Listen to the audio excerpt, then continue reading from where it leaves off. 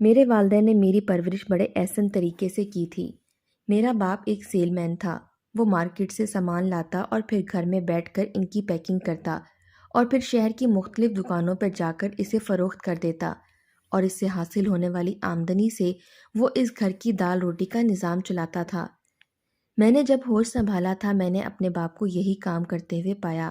اگرچہ ان کا یہ کام کوئی قابل اعتراض تو نہیں تھا، لیکن ان کے اس کام میں ایک بات ایسی تھی جو میرے اور میرے ماں کے لیے بڑی تشویش کا باعث بنی ہوئی تھی۔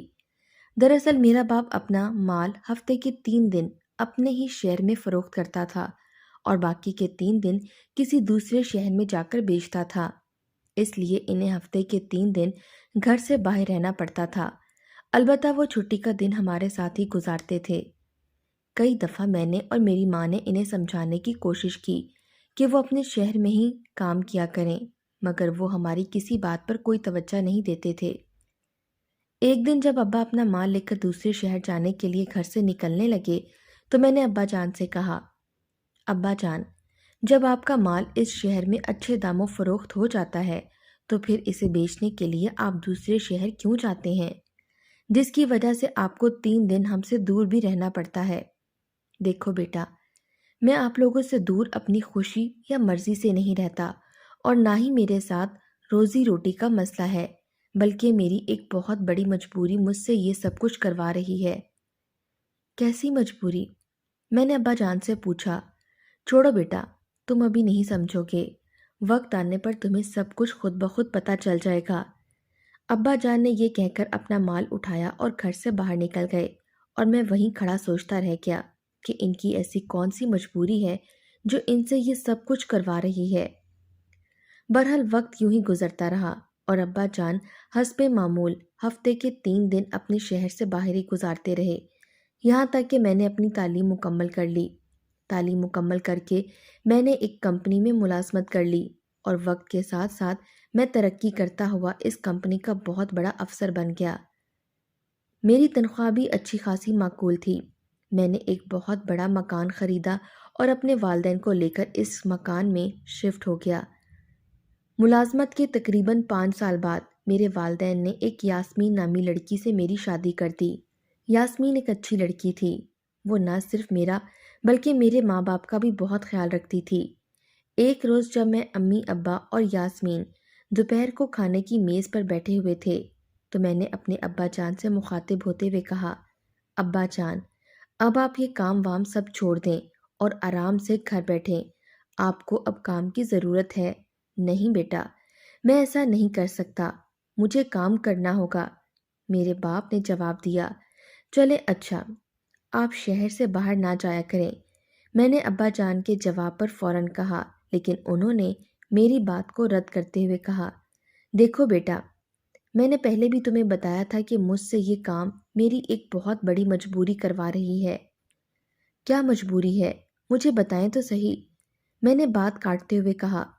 ابا جان نے میری بات کا جواب دینے کی بجائے میری ماں کو ساتھ لیا اور انہیں موٹر سائیکل پر بٹھا کر شہر کی طرف چلے گئے، اور وہ جب بھی شہر سے کوئی سامان خریدنے جاتے تو امی جان کو ساتھ لے کر جاتے تھے، اس لیے آج بھی انہوں نے ایسا ہی کیا تھا۔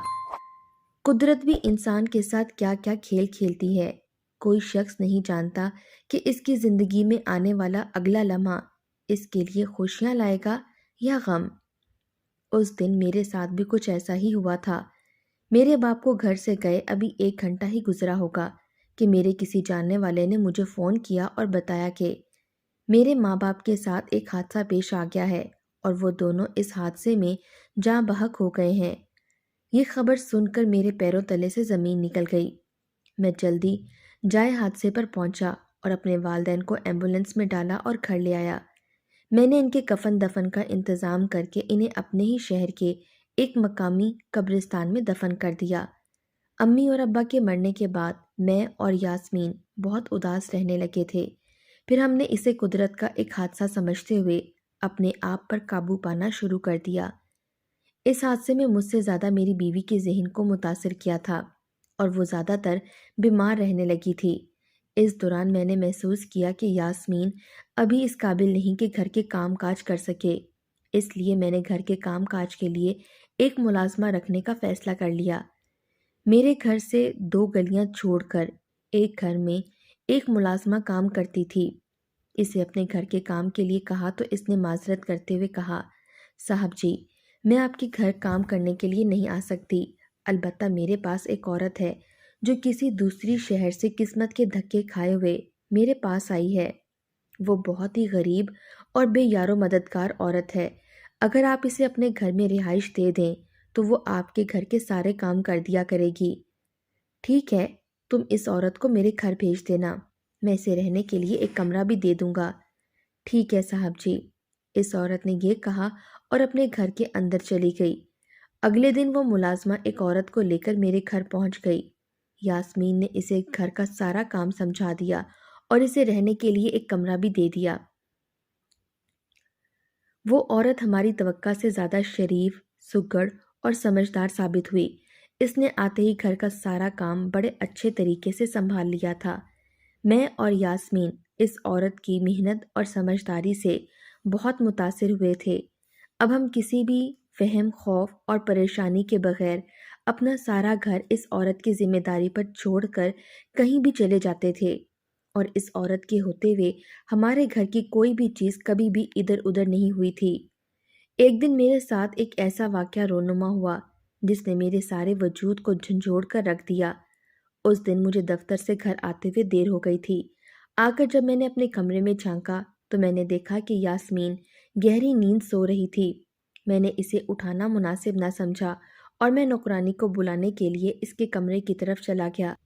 جب میں اس کے کمرے کے دروازے پر پہنچا تو مجھے اندر سے رونے کی آواز آنے لگی۔ تھوڑی دیر میں دروازے پر کھڑا سوچتا رہا، لیکن پھر میں نے دروازہ کھولا اور اندر داخل ہو گیا۔ اندر پہنچ کر میں نے دیکھا کہ وہ نوکرانی ایک تصویر کو اپنے سینے سے لگائے زاروں قطار رو رہی تھی۔ جب اس نے اچانک مجھے اپنے سامنے دیکھا تو گھبرا کر کھڑی ہو گئی اور اس گھبراہٹ کے عالم میں اس کے ہاتھ سے تصویر نیچے گر پڑی۔ میں نے وہ تصویر اٹھائی اور اس تصویر کو دیکھنے لگا۔ جیسے ہی میری نظر اس تصویر پر پڑی تو میری عقل دنگ رہ گئی۔ اسی حیرت کے عالم میں کبھی تصویر کو دیکھتا اور کبھی عورت کو، تاہم میں نے اپنی حیرت پر قابو پاتے ہوئے وہ تصویر نوکرانی کو واپس کر دی اور پوچھا، یہ کس کی تصویر ہے؟ اس نوکرانی نے کہا کہ یہ میرے ماں باپ کی تصویر ہے۔ نوکرانی کا یہ جواب سن کر میری حیرانگی ختم ہونے کے بجائے اور بڑھنا شروع ہو گئی اور میری آنکھوں میں آنسو نمایاں ہونے لگے، مگر میں نے اپنی یہ کیفیت اس پر ظاہر نہ ہونے دی اور پھر اس سے سوال کر ڈالا، اب یہ کہاں ہے؟ یہ سوال سن کر وہ نوکرانی پھر سے رونے لگی اور روتے ہوئے کہنے لگی، وہ ہفتے کے 3 دن ہمارے ساتھ رہتے تھے اور باقی کے 3 دن کسی اور شہر میں جا کر کام کرتے تھے، اس لیے انہیں رہنا بھی وہیں پڑتا تھا۔ مگر آج سے کچھ مہینے پہلے وہ حسب معمول اپنے کام پر دوسرے شہر گئے، مگر پھر لوٹ کر نہ آئے۔ نوکرانی کی یہ درد بھری کہانی سن کر میری بھی آنکھوں میں آنسو بھر آئے تھے، لیکن میں نے ضبط سے کام لیتے ہوئے اس سے پوچھا، تمہاری امی کہاں ہے؟ صاحب جی، کچھ عرصہ پہلے ہمارے علاقے میں ہیضے کی وبا پھوٹ پڑی تھی اور اس وبا کا شکار ہو کر میری امی اس جہان سے ہمیشہ کے لیے رخصت ہو گئی تھی۔ پھر تم دوسرے شہر سے یہاں کیسے پہنچی؟ میں نے اس سے پوچھا۔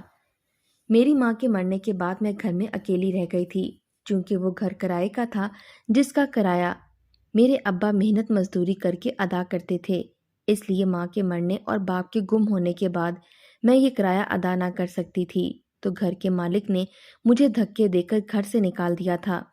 گھر سے نکل کر میں ایک پارک میں اکیلی بیٹھی رو رہی تھی، کیونکہ میرا کوئی ٹھکانہ تو تھا نہیں۔ میں یہ سوچ سوچ کر ہلکان ہو رہی تھی کہ اب میں کہاں جاؤں گی، کہ اس ملازمہ نے جس نے مجھے آپ کے گھر بھیجا ہے مجھے روتے ہوئے دیکھا تو میرے پاس آ گئی، اور جب اس نے میری درد بھری کہانی سنی تو مجھ پر ترس کھا کر مجھے اپنے ساتھ اس شہر میں لے آئی۔ یوں قسمت کے دھکے کھاتے کھاتے میں آپ کی دہلیز تک آ پہنچی ہوں، اور یہاں پر اپنی بات ختم کرتے ہوئے ایک بار پھر سسکیاں بھرنے لگی۔ نوکرانی کی اس دردناک کہانی نے میرے اندر ایک ہلچل مچا دی تھی، اور اس کی اس داستان نے میرے دماغ کے دریچے کھول دیے تھے۔ اب میں سمجھ گیا تھا کہ میرا باپ 3 دن شہر سے باہر کیوں رہتا تھا، اور میرے اصرار کے باوجود بھی اس نے اپنا کام کیوں نہیں چھوڑا، تاکہ مجھے اور میری ماں کو اس بات کا پتہ نہ چلے۔ ابھی میں انہی سوچوں میں گم تھا کہ نوکرانی کی سسکیوں کی آواز نے مجھے اس کی طرف متوجہ کر دیا۔ میں نے اس سے پوچھا تمہارا نام کیا ہے؟ اس نے بتایا کہ میرا نام فاطمہ ہے۔ اچھا دیکھو فاطمہ، اب تم رونا بند کرو اور آرام سے سو جاؤ۔ یہ کہہ کر میں نوکرانی کے کمرے سے باہر نکلا اور اپنے کمرے میں آ کر اپنے بستر پر لیٹ گیا۔ یاسمین ابھی بھی گہری نیند میں تھی، اس لیے میں نے اسے ڈسٹرب نہیں کیا اور اپنے بستر پر خاموشی سے لیٹا رہا۔ اس رات میں ساری رات نہ سو سکا اور فاطمہ کے بارے میں سوچتا رہا۔ اگلے دن جب صبح میں تیار ہو کر دفتر جانے ہی لگا تو فاطمہ کی آواز پر میرے قدم رک گئے۔ صاحب جی، بی بی جی ابھی سو رہی ہیں، میں نے آپ کا ناشتہ تیار کر کے میز پر لگا دیا ہے، آپ آرام سے ناشتہ کر کے دفتر جائیے گا، اور میں نے آپ کے کپڑے بھی استری کر دیے ہیں۔ اس کی آواز پر میں واپس مڑا، ناشتہ کیا اور جاتے ہوئے میں نے فاطمہ کے چہرے کی طرف دیکھا اور پھر میں نے فاطمہ کا شکریہ ادا کیا اور دفتر چلا گیا۔ اب یہ فاطمہ کا روزمرہ کا معمول بن چکا تھا، دفتر کے لیے تیار کرواتی، میرے لیے ناشتہ تیار کرتی اور میرا بیگ میرے حوالے کر کے بہت سی دعاؤں کے سائے میں مجھے دفتر بھیج دیتی تھی، اور دفتر سے واپسی پر بھی مجھ سے ہر چیز لے کر بڑے سلیقے سے اپنی جگہ پر رکھ دیتی اور مجھے کھانا دے کر اپنے کمرے میں چلی جاتی۔ میں بھی اب فاطمہ کا بہت احترام کرنے لگا تھا۔ اب میں باہر سے جو بھی چیز یاسمین کے لیے لاتا، فاطمہ کے لیے بھی لے کر آتا تھا، اور یہ سب میں فاطمہ کے لیے اس لیے کرتا تھا کہ فاطمہ نہ صرف میری دیکھ بھال کرتی تھی بلکہ وہ یاسمین کی بھی بڑی خدمت کرتی تھی۔ وہ یاسمین کے کھانے پینے، اٹھنے بیٹھنے اور دوائی کا بھی بہت خیال رکھتی تھی، اور یہ اس کی ہساری کی وجہ سے یاسمین جلد ہی پوری طرح صحت یاب ہو گئی۔ لیکن اس کے باوجود بھی فاطمہ نے میری دیکھ بھال میں کوئی کمی نہ رکھی، اور میں بھی اس کے لیے ویسے ہی ضروریات زندگی کا خیال رکھتا تھا۔ کسی نے سچ کہا ہے کہ عورت ہی عورت کی دشمن ہوتی ہے۔ یاسمین جب مکمل ٹھیک ہو گئی تو اس کی آنکھوں میں فاطمہ کا میری خدمت کرنا اور میرا فاطمہ کے لیے چیزیں لانا کھٹکنے لگا۔ خدا جانے وہ کس شک میں مبتلا ہو گئی تھی۔ ایک دن جب میں اور یاسمین رات کو کھانے کی میز پر بیٹھے تھے تو فاطمہ کمرے میں داخل ہوئی۔ اس نے میز پر پانی کا جگ رکھا اور واپس جانے کے لیے مڑی تو میں نے کہا، فاطمہ، کیا آپ نے کھانا کھا لیا ہے؟ نہیں صاحب، لیکن میں کھانا کھا لوں گی۔ ٹھیک ہے، آپ جا کر آرام سے کھانا کھا لو۔ اچھا صاحب جی۔ فاطمہ یہ کہہ کر کمرے سے باہر چلی گئی تو یاسمین نے مجھے مخاطب کرتے ہوئے طنزیہ کہا، کیا بات ہے، آج کل نوکرانی کی بڑی عزت کی جا رہی ہے؟ میں نے یاسمین کی طرف دیکھا اور کہا، نوکرانی بھی تو آخر ایک انسان ہے، کیا اس کا احترام کرنا گناہ ہے؟ نہیں، مگر گھر کی نوکرانی پر ڈورے ڈالنا گناہ ہے۔ کیا مطلب ہے تمہارا؟ یاسمین کی اس بات نے میرے تن بدن میں آگ لگا دی تھی۔ آخر تم کہنا کیا چاہتی ہو؟ میں دراصل یہ کہنا چاہتی ہوں کہ راشد، تم ایک سمجھدار انسان ہو۔ جب کوئی مرد اپنے گھر کی نوکرانی کو روزانہ کھانے پینے کی چیزیں لا کر دے، نئے نئے کپڑے لا کر دے، حتیٰ کہ جو بھی شے وہ اپنی بیوی کے لیے گھر لے کر آئے تو وہی شے نوکرانی کے لیے بھی لے کر آئے، اور تو اور جب مالک اپنی نوکرانی کو تو اور تم کی بجائے آپ کہہ کر پکارنے لگے تو اس کا کیا مطلب ہوتا ہے؟ کیا اس کا مطلب یہ نہیں ہوتا کہ تم اپنی نوکرانی پر ڈورے ڈال رہے ہو اور ورغلانے کی کوشش کر رہے ہو؟ کیا میں نے اپنی بیماری کی حالت میں نہیں دیکھا کہ یہ نوکرانی تمہارے کتنے قریب آ گئی ہے، حتیٰ کہ دفتر کے لیے وہی تمہیں تیار کرتی رہی ہے اور واپسی پر تمہاری ہر چیز تم سے لے کر اپنی جگہ پر رکھتی رہی ہے؟ دیکھو یاسمین، تم اب حد سے بڑھ رہی ہو۔ ہمارے درمیان کوئی ایسی ویسی بات نہیں ہے، خواہ تم اپنے دل میں شک کا بیج بو رہی ہو۔ نہیں، یہ میرا شک نہیں بلکہ یقین ہے کہ تم نوکرانی کو ورغلانے کی کوشش کر رہے ہو اور وہ بھی تمہارے بچھائے ہوئے جال میں پھنستی جا رہی ہے۔ خاموش ہو جاؤ یاسمین، اب اس کے آگے ایک لفظ بھی مت کہنا، ورنہ…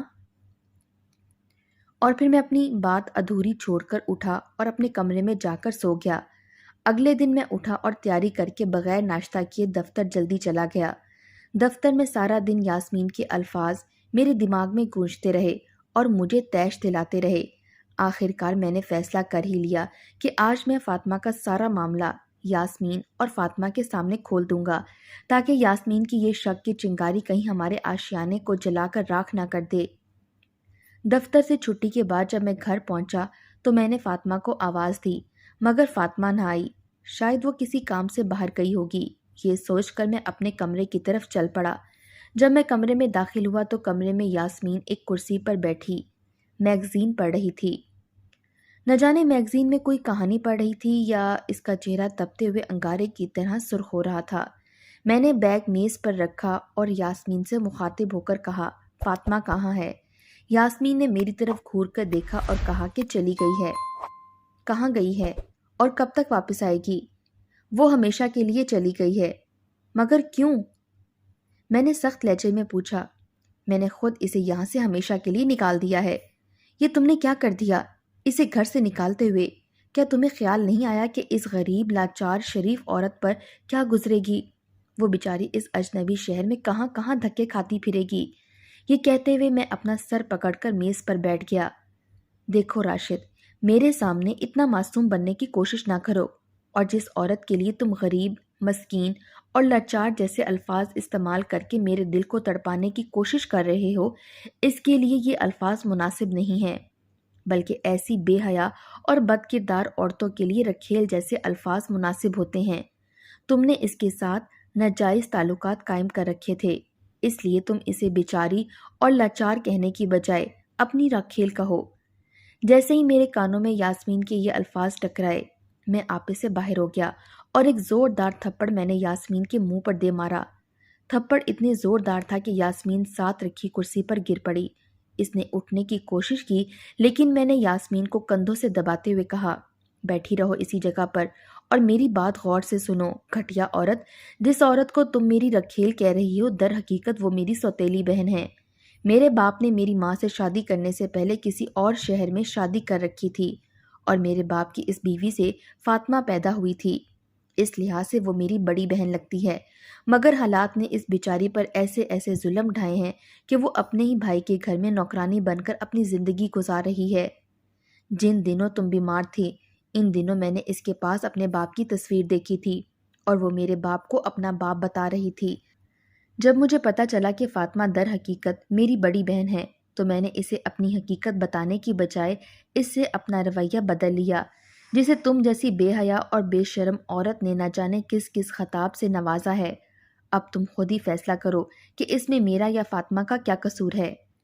یاسمین کو معاملے کی حقیقت کا پتہ چلا تو وہ بہت شرمندہ ہوئی، اور وہ اٹھی اور اس نے راشد کے پیروں پر ہاتھ رکھتے ہوئے کہا، مجھے معاف کر دو راشد، میں انجانے میں ایک بہت بڑے گناہ میں شریک ہوئی ہوں، لیکن میں اس گناہ کا ازالہ اب فاطمہ کو ڈھونڈ کر واپس اس گھر میں لا کر کروں گی۔ پھر میں نے اور یاسمین نے شہر کا کونا کونا چھان مارا، مگر ہمیں فاطمہ کہیں نہیں ملی۔ آخر کار ہم دونوں تھک ہار کر بیٹھ گئے۔ یوں ہی وقت گزرتا رہا۔ آخر ایک دن اللہ تعالیٰ نے یاسمین کو ایک چاند سی بیٹی عطا کر دی۔ بیٹی پیدا ہونے کے بعد میرا اور یاسمین دونوں کا دل قدرے بہلنے لگا۔ ایک دن یاسمین نے مجھ سے کہا کہ دیکھو راشد، میں نے پیر بابا کے دربار پر منت مانی تھی کہ جب مجھے اللہ تعالیٰ بچہ عطا کرے گا تو میں پیر بابا کے دربار پر خیرات بانٹوں گی۔ میں نے یاسمین کی بات کو مانتے ہوئے اسے اپنی بچی سمیت لے کر بابا کے دربار پر پہنچ گیا۔ میں نے گاڑی سے سامان اتارا اور دربار پر بیٹھے ہوئے فقیروں کو ایک ایک کر کے خیرات دینے لگا۔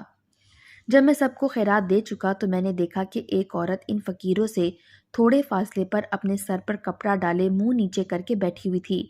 میں نے ایک لفافہ لیا اور اس عورت کے پاس پہنچ گیا۔ اس کے پاس پہنچ کر میں نے کہا، یہ لے لو۔ اس عورت نے میری طرف ہاتھ بڑھاتے ہوئے جب اپنا سر اٹھایا تو اسے دیکھ کر میرے پیروں تلے سے زمین نکل گئی۔ وہ عورت کوئی اور نہیں بلکہ فاطمہ تھی۔ میں نے فاطمہ کو دونوں بازوں سے پکڑا اور اسے کھڑا کر کے کہا، فاطمہ تم یہاں؟ اس نے مجھے غور سے دیکھا اور بولی، صاحب جی آپ یہاں؟ فاطمہ، میں نے اور یاسمین نے تمہیں کہاں کہاں تلاش نہیں کیا۔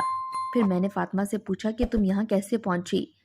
صاحب جی، جب آپ نے مجھے جب مجھے بی بی جی نے گھر سے نکالا تھا تو میں سیدھا اسی ملازمہ کے گھر گئی تھی جو مجھے آپ کے گھر چھوڑ آئی تھی، لیکن وہاں پہنچنے کے بعد مجھے پتہ چلا کہ وہ سارے گھر والے اپنی نوکرانی سمیت کچھ دنوں کے لیے شہر سے باہر گئے ہوئے ہیں اور ان کے گھر پر تالا لگا ہوا تھا۔ میں مایوس ہو کر چلتی چلتی اس دربار پر آ گئی اور تھوڑی دیر آرام کرنے کے لیے یہاں بیٹھ گئی۔ یہاں اور بھی بہت سی عورتیں بیٹھی ہوتی ہیں۔ میں نے اپنے آپ کو یہاں محفوظ سمجھا اور سوچا کہ جب تک میری محسنہ واپس نہیں آ جاتی میں یہیں رہوں گی۔ یہاں مجھے کھانے کے لیے لنگر بھی مل جاتا ہے اور سونے کے لیے جگہ بھی۔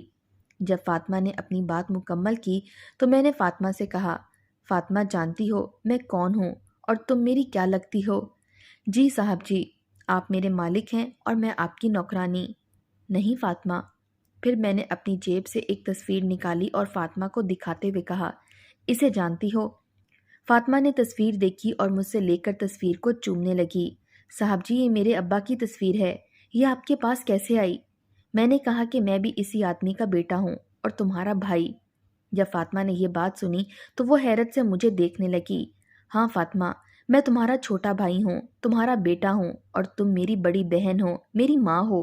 جب فاطمہ کو پتہ چلا کہ میں اس کا بھائی ہوں تو اس نے مجھے اپنے گلے سے لگا لیا اور پھوٹ پھوٹ کر رونے لگی۔ پھر اس نے مجھ سے اپنے باپ کے متعلق پوچھا تو میں نے اسے سب کچھ سچ سچ بتا دیا، جسے سن کر وہ اور بھی زیادہ رونے لگی۔ اتنے میں یاسمین بھی اپنی بچی کو اٹھا کر وہاں آ گئی۔ دیکھو یاسمین، مجھے میری بہن، میری ماں دوبارہ مل گئی ہے، اب میں اسے کہیں نہیں جانے دوں گا۔ ہاں راشد، اب ہم فاطمہ آپا کو کہیں بھی نہیں جانے دیں گے بلکہ اپنے پاس رکھیں گے۔ میں نے فاطمہ کو بازوؤں سے پکڑا اور چلنے کے لیے کہا تو فاطمہ کہنے لگی، نہیں بھائی، مجھے یہیں رہنے دیجیے، میں اس قابل نہیں ہوں کہ آپ کے گھر رہ سکوں۔ دیکھو فاطمہ، وہ میرا گھر نہیں ہے، میرے ابا کا گھر ہے اور تم اپنے ابا کے گھر رہنا نہیں چاہتی۔ جب یاسمین نے محسوس کیا کہ فاطمہ ان کے ساتھ جانے کے لیے تیار نہیں ہے تو وہ بھی آگے بڑھی اور بچی کو مجھے پکڑاتے ہوئے فاطمہ کے پیروں پر ہاتھ رکھتے ہوئے کہنے لگی، دیکھو فاطمہ آپا، کیا آپ اپنی بھابھی کو معاف نہیں کریں گی؟ نہیں نہیں، مجھے آپ دونوں سے کوئی رنج نہیں ہے، یہ تو میری قسمت میں ہی ایسی زندگی گزارنا لکھا ہے۔ آپ دونوں جائیں، میری دعائیں ہمیشہ آپ کے ساتھ رہیں گی۔ نہیں فاطمہ، اب ہم آپ کو یہاں سے اپنے ساتھ لیے بغیر واپس نہیں جائیں گے۔ یاسمین نے بچی مجھ سے لے کر فاطمہ کی جھولی میں ڈال کر کہنے لگی، میں جانتی ہوں کہ میں نے آپ سے بہت زیادتی کی ہے اور میں اس قابل بھی نہیں ہوں کہ مجھے معاف کیا جائے، مگر یہ آپ کی بھتیجی آج آپ کو منانے آئی ہے۔ آپ ہمارے کہنے پر نہ سہی مگر اپنی اس معصوم بھتیجی کے کہنے پر ہی مان جائیں۔ فاطمہ نے بچی کو اٹھایا اور گلے سے لگاتے ہوئے کہنے لگی، یہ میری بھتیجی نہیں، میری اپنی بیٹی ہے اور دنیا کی کوئی ماں اپنی بیٹیوں کا کہنا رد نہیں کر سکتی۔ میں تمہارے ساتھ ضرور چلوں گی۔ پھر ہم نے فاطمہ کو ساتھ لیا اور اپنے گھر آ گئے۔ ہم نے اپنے گھر کا ایک کمرہ فاطمہ کو دے دیا اور ہمارا وقت ہنسی خوشی گزرتا رہا۔ پھر اللہ تعالیٰ نے مجھے اور یاسمین کو مزید 2 بیٹے اور 1 بیٹی کی نعمت سے نواز دیا۔ اب میرے دونوں بیٹے اور دونوں بیٹیاں فاطمہ کو دادی اماں کہتی ہیں اور فاطمہ بھی میرے بچوں پر جان چھڑکتی ہے۔ ایک دن ایک رشتہ میری بہن کے لیے آیا جسے کافی سوچنے کے بعد ہم نے ہاں کر دی۔ آج میری بہن اپنے گھر میں خوش ہے اور میں سکون میں۔ بعض دفعہ ہمارے ماں باپ کی غلطیاں اولاد کو بھگتنی پڑتی ہیں، یہی اگر والد صاحب ہمیں اس حقیقت سے بر وقت آگاہ کر دیتے تو میری بہن در در کی ٹھوکریں نہ کھاتی۔ اللہ سب کا نگہبان ہے۔